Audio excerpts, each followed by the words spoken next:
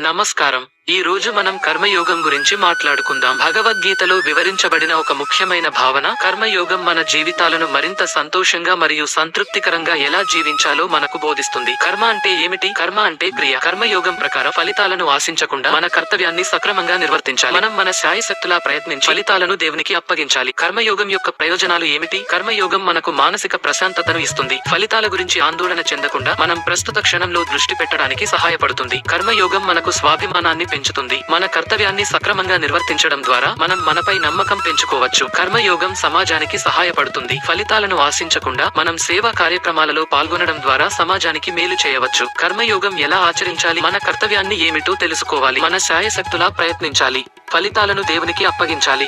ఫలితాల గురించి ఆందోళన చెందకూడదు. సేవా కార్యక్రమాలలో పాల్గొనాలి. కర్మయోగం ఒక సులభమైన భావన కాదు, కానీ దానిని ఆచరించడం ద్వారా మన జీవితాలను మరింత సంతోషంగా మరియు సంతృప్తికరంగా